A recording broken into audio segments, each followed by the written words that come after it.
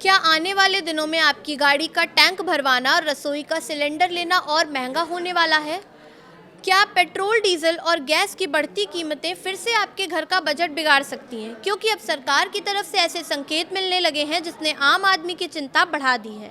वैश्विक युद्ध, बढ़ता तेल संकट और तेल कंपनियों का भारी घाटा, क्या ये सब आपकी जेब पर असर डालने वाला है?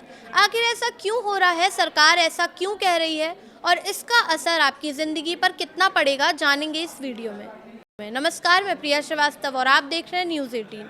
केंद्रीय पेट्रोलियम मंत्री हरदीप सिंह पुरी ने हाल ही में साफ संकेत दिए हैं कि अगर वैश्विक युद्ध और अंतर्राष्ट्रीय संकट लंबे समय तक जारी रहते हैं तो सरकार को ईंधन की कीमतों में बदलाव जैसे कठिन फैसले लेने पड़ सकते हैं।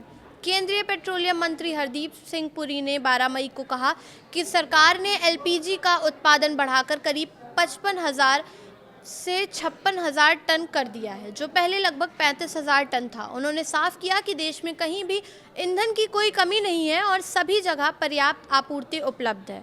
मंत्री ने संकेत दिया है कि भविष्य में ईंधन की कीमतों में बढ़ोतरी हो सकती है, लेकिन उन्होंने ये भी साफ किया कि हाल ही में हुए राज्य चुनावों के कारण कीमतों में कोई देरी या रोक नहीं लगाई गई है।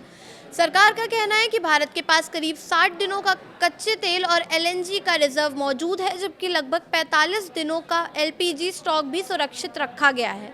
यानी सप्लाई के स्तर पर फिलहाल कोई संकट नहीं है, लेकिन असली चिंता कीमतों को लेकर है। पिछले 4 सालों से सरकार ने पेट्रोल, डीजल और गैस की कीमतों में बड़ी बढ़ोतरी नहीं की है। इस दौरान अंतर्राष्ट्रीय बाजार में कच्चे तेल की कीमतों में कई बार उछाल आया, लेकिन आम लोगों को राहत देने के लिए तेल कंपनियों ने खुद नुकसान सहा। सरकार के मुताबिक ऑयल मार्केटिंग कंपनी यानी ओएमसी हर दिन करीब 1,000 करोड़ रुपए का घाटा झेल रही है। कुल अंडर रिकवरी लगभग 1,98,000 करोड़ रुपए तक पहुंच चुकी है। सिर्फ इस तिमाही में ही नुकसान करीब 1 लाख करोड़ रुपए बताया जा रहा है। यानी कंपनियों पर आर्थिक दबाव लगातार बढ़ता जा रहा है। अब सवाल ये है कि कीमतें क्यों बढ़ सकती हैं। दरअसल भारत अपनी ज़रूरत का बड़ा हिस्सा विदेशों से आयात करता है। अगर वैश्विक युद्ध, सप्लाई चेन संकट या कच्चे तेल की कीमतों में तेज़ी जारी रहती है तो सरकार के लिए लंबे समय तक सब्सिडी और राहत देना मुश्किल हो सकता है। यही वजह है कि पेट्रोलियम मंत्री ने कहा कि राजकोषीय दबाव कम करने के लिए भविष्य में ज़रूरी कदम उठाने पड़ सकते हैं। हालांकि सरकार फिलहाल ये भी कह रही है कि उपभोक्ताओं को राहत देने की कोशिश जारी रहेगी और तेल कंपनी आम लोगों पर सीधा बोझ ना पड़े, इसके लिए नुकसान उठाकर भी सप्लाई बनाए हुए है।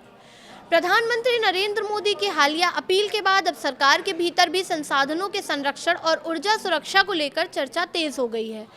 हालांकि अभी तक पेट्रोल, डीजल या गैस की कीमतें कब बढ़ेंगी, इस पर कोई आधिकारिक घोषणा नहीं हुई है, लेकिन इतना साफ है कि अगर अंतर्राष्ट्रीय हालात जल्द नहीं सुधरे तो आने वाले समय में ईंधन महंगा होना लगभग तय माना जा रहा है और इसका सीधा असर आम आदमी के बजट, ट्रांसपोर्ट खर्च और रोज़मर्रा की महंगाई पर देखने को मिल सकता है।